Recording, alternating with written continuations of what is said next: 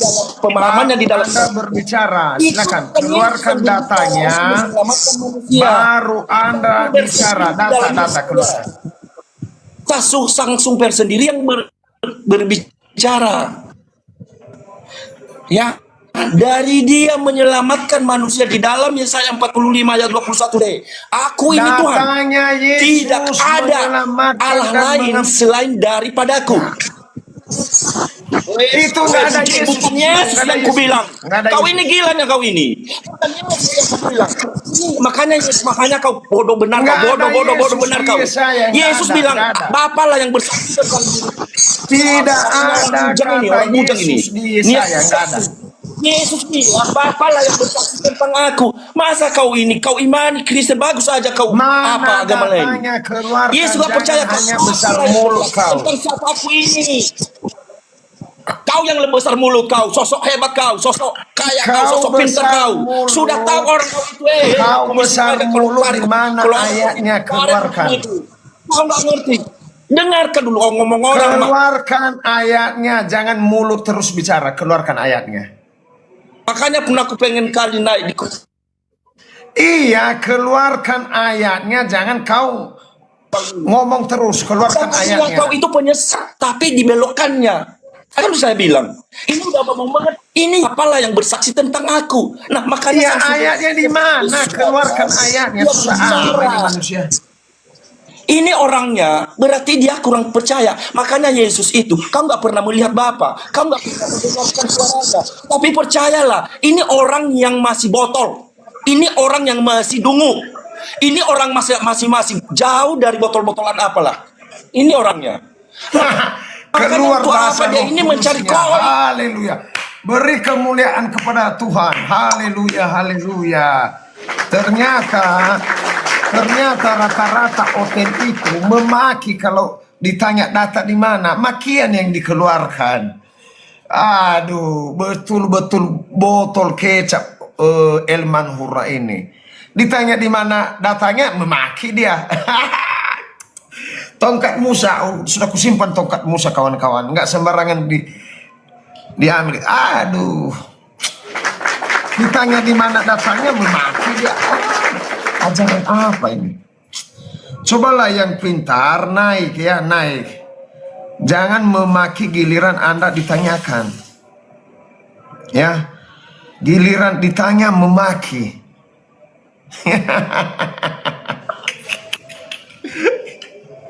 Seru Pak Reva, karena dia menyerang orang dan memaki, saya turunkan, nggak baik. Ya, maunya dia tadi jangan main fisik. Dia udah main fisik itu. Ya, saya akan bertanya di mana Yesus mengatakan saya datang untuk menebus dosa. Emang dosa sebelum ada Yesus digadaikan kemana? Nah, mungkin kawan-kawan yang Kristen ya silakan naik. Menjawab Bang Dehe, apa pertanyaan Bang Dehe? Ya, kawan-kawan yang Kristen ya silakan naik lah. Komennya naik ke atas. Emang gak ada Paura. Sudah 79 pendeta kukalahkan semua dengan pertanyaanku. Karena mereka itu nggak ngerti. Mereka emosi setelah itu memaki-maki. Ya Pak Heristi, selamat malam.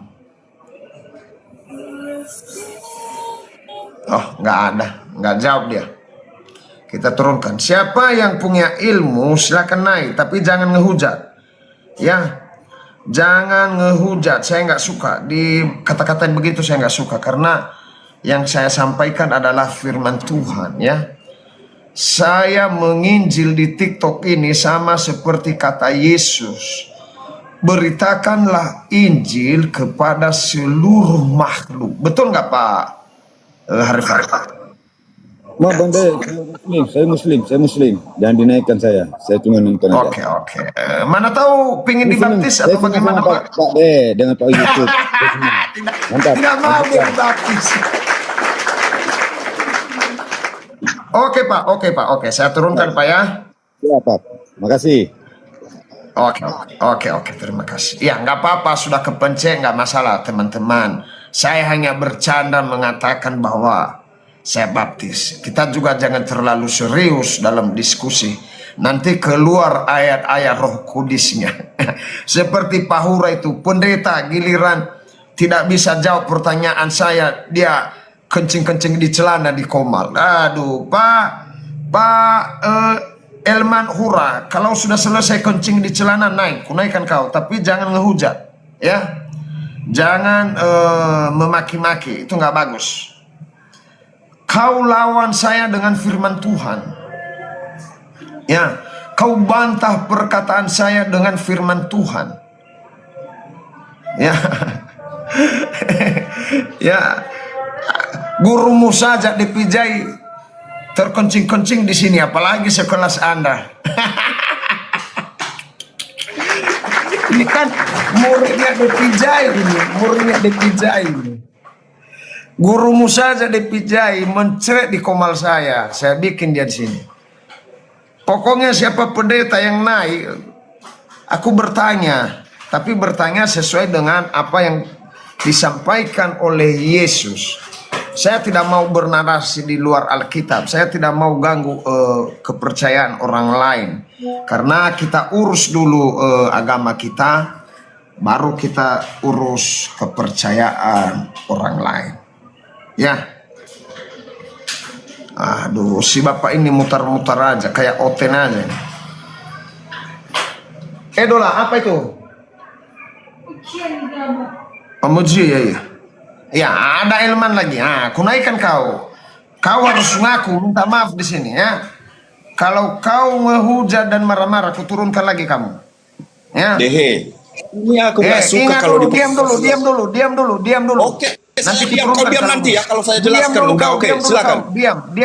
Diam kau dulu, diam. Saya ngomong. Enggak, Di kau sini kau jangan menyerang orang.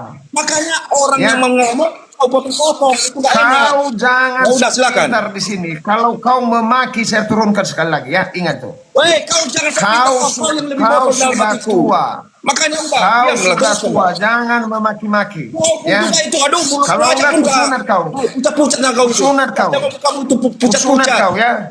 Ya. Kau pendeta perpuluhan. Apa yang kau pendeta sunat? perpuluhan, Aku tapi malu-malu sunat. kau.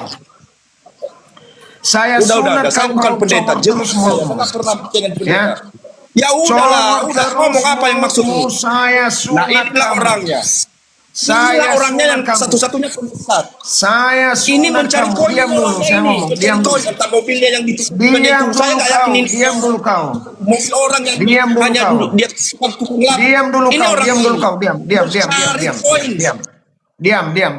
Diam dulu kau. Saya ajarin kau. Mungkin orang tuamu tidak mengajarin kau. Saya ajarin kau. babi. Ya, saya ajarin kau.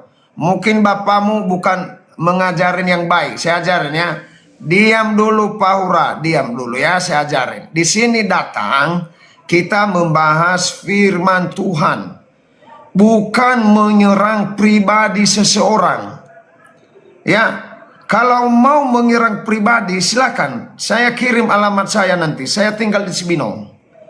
Jadi di sini kita bahas firman Tuhan. Diam dulu. Nanti saya kasih kesempatan. Diam dulu. Kalau memang itu Saya nyamuk kasih pribadi. kesempatan bicara nanti. Diam dulu. Saya ajarin. Ya, saya ajarin dulu. Nanti saya kasih kesempatan bicara 10 menit. Silakan bicara nanti. Di sini bukan untuk menyerang orang, tetapi kita adu Alkitab kita, kepintaran kita, supaya yang menonton bisa dapat ilmu. Kita sampaikan firman Tuhan ini dengan baik.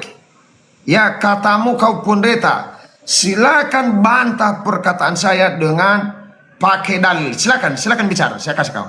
Silakan. Baik. Kamu pertanyaanmu tadi deh. Ini kadang-kadang kamu sering kuperhatikan kau kalau memang orang Kristen. Kata saya pandangan dari Saya luar. katakan bantah perkataan saya Jangan pakai dalil. jangan dulu apa potong-potong. Kau tadi enak-enakmu kau memotong karena kau malu ini. Diam Makanya jangan dulu, kau saya undang-undang bilang Islam bagus aja, kau undang bantah Islam. perkataan saya sesuai dalil. Kau bilang Silakan. orang Kristen itu bodoh, hanya kau yang bodoh kutengok. Jangan bilang orang Kristen. Ada mulai. Bahasa kasihnya sudah mulai lagi. Kuturunkan, ya, saya peringatan pertama ini. Kalau kamu terus menyerang orang, saya blokir kamu. Saya tidak Enggak, pernah saya menyerang diam, kamu. tapi kau kan Saya tidak pernah menyerang kamu. Kalau Oh, kamu pendeta udah beda sampaikanlah lawan, firman Tuhan. Kalau kamu pendeta sampaikanlah firman Tuhan itu dengan tenang. Sampaikan dan baik, bantah perkataan saya. Silakan dibantah. baik, silakan. Silakan. Ini silakan apa? Apa tadi pertanyaanmu Loh. tadi? Makanya jangan emosi. Makanya jangan emosi. Makanya Kita bahas. kau bilang itu kamu tadi, Yesus melepaskan dosa kan? Iya, Iya. saya katakan di mana Yesus berkata bahwa dia datang ke dunia ini untuk menebus dosa. Silakan dikeluarkan dalilnya supaya saya dan Pak Harefa dan seluruh penonton 1.700 orang mendapat ilmu dari Pak Hura. Silakan. Baik. Makanya jangan potong-potong. Udah saya potong, udah kau paksa di mana dalilnya? Di mana dalil? Makanya saya ngamuk. Ya? Makanya sebelum saya nggak ini kalau dipotong. Yesus nggak ada perkataan Keluarkan dalilnya baru bernarasi. nggak ada dalilnya, nggak ada perkataan Yesus seperti begitu. Tidak ada. Haleluya, haleluya. Tidak ada Nggak dalil. ada. Ya.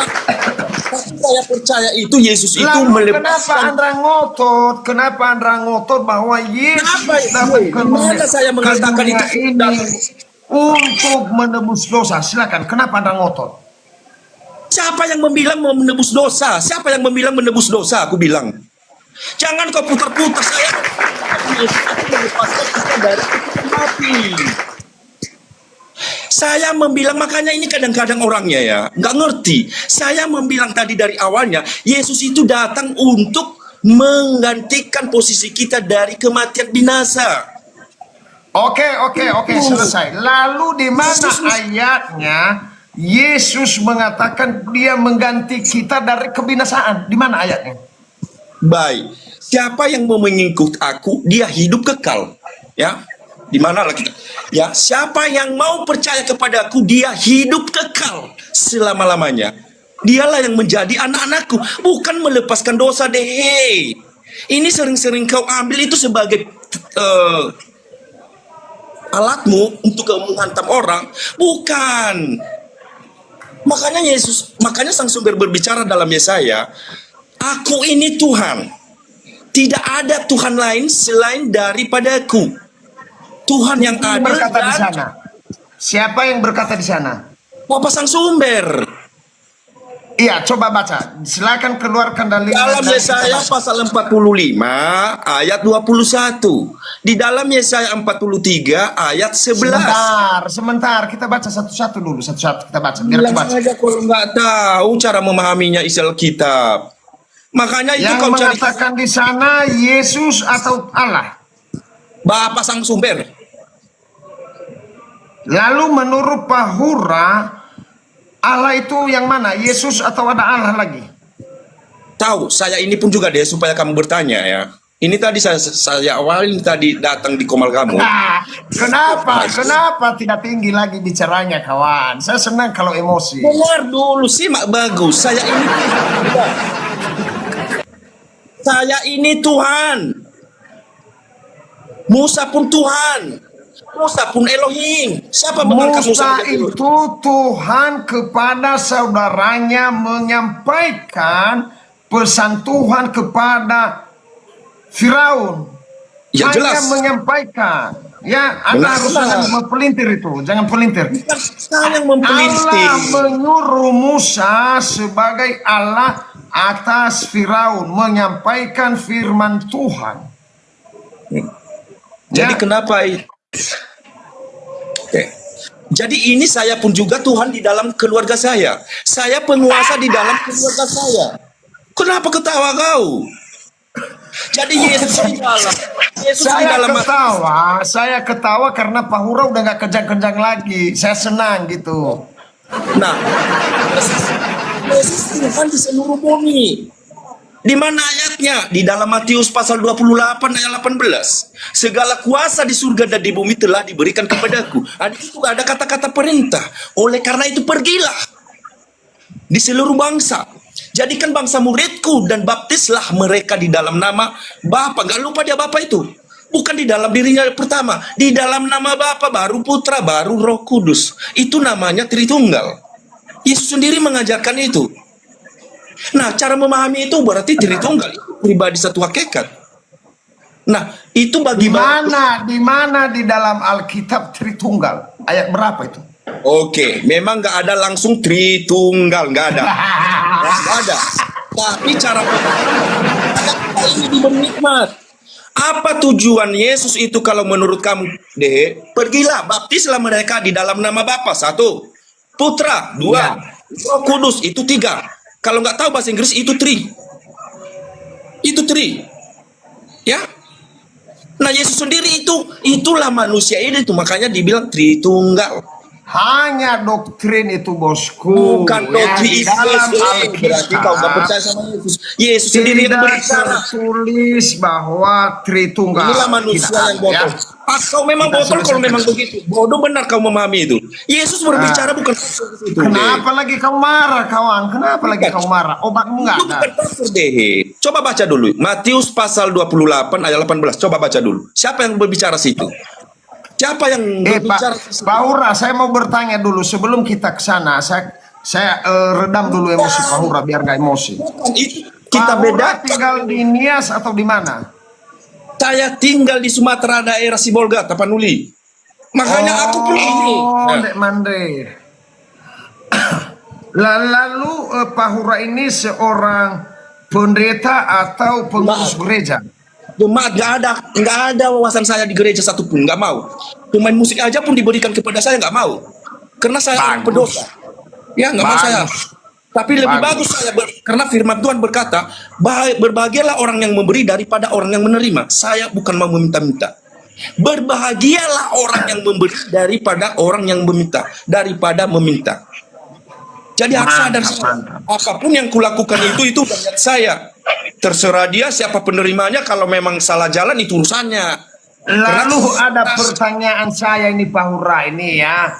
Pertanyaan ini berdasarkan Alkitab. Di dalam Alkitab dikatakan di Markus. Sebentar saya cari ayatnya dulu ya. Saya bicara sesuai apa yang tertulis. Di dalam Markus 16 pasal 19 dikatakan, jangan kencang-kencang lagi nanti saya nggak ada obat ya, karena berat pertanyaanku ini. Markus 19 ayat 16 ayat 19 dikatakan, sesudah Tuhan Yesus berbicara demikian kepada mereka, terangkatlah ia ke surga, lalu duduk di sebelah kanan Allah. Pertanyaannya adalah, siapa bersama Yesus di surga sehingga mereka melihat Yesus itu duduk di sebelah kanan Allah? Yang kedua, seperti apa wujud Allah Bapa itu sehingga Markus menulis di dalam pasal 16-19 ini? Demikian bosku, silakan. Baik, itu deh, saya nggak bisa menjelaskan sama Anda, karena Anda pasti nggak menerima. Tapi itu tafsiran bukan kata Yesus. Itu aja mungkin menurut saya. Ngapain kita berpanjang-panjang? Kalau memang ada firman Tuhan sama kamu, pasti kamu paham. Tapi saya sudah mengerti kenapa itu Yesus itu adalah bagian dari sang sumber. Terpaksalah kembali kepada sumber, di samping sang sumber. Tapi kalau saya jabarkan sama Anda pasti nggak percaya ke Anda. Jadi itu tafsiran itu. Kenapa bisa ditafsir orang? Yesus berkata di dalam Yohanes pasal 8 ayat 42, aku datang dari Bapa. Gini. Sekali lagi, Gini bang. aku datang dari Bapa. Makanya orang berani menafsir seperti begitu. Saya juga mau mengambil apa? Bahwasanya Yesus itu di sebelah kanan sang sumber. Kira begitu. Gini Pak De, izin saya bertanya sama Pak Hura dulu. Saya tertarik dengan tadi Markus yang Pak Dehe bilang. Saya juga mau tanya sama Pak Ura ini.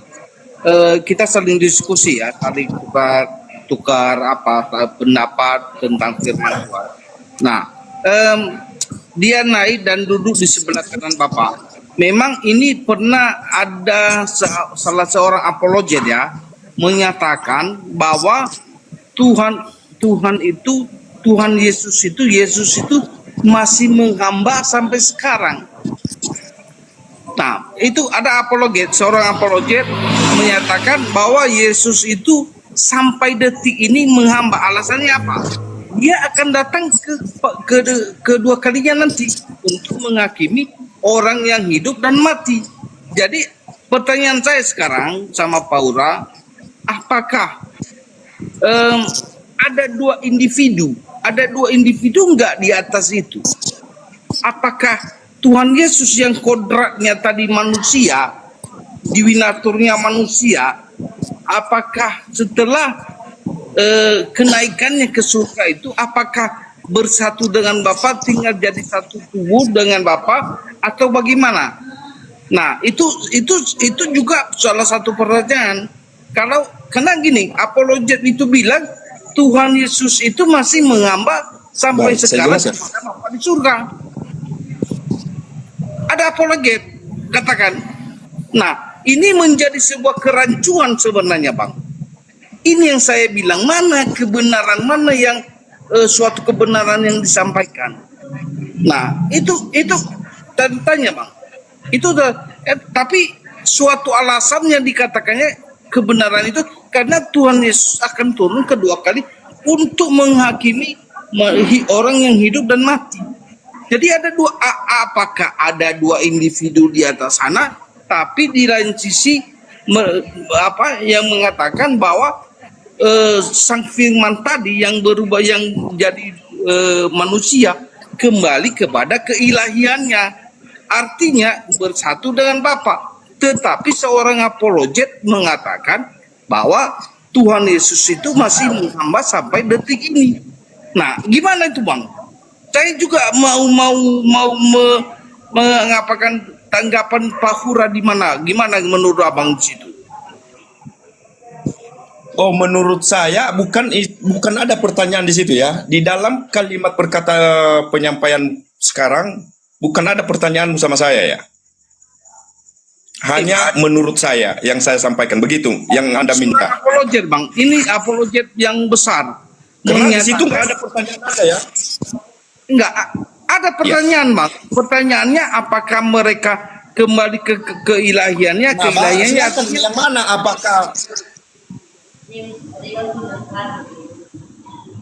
aduh, putus-putus jaringan Abang. Putus-putus jaringan Abang.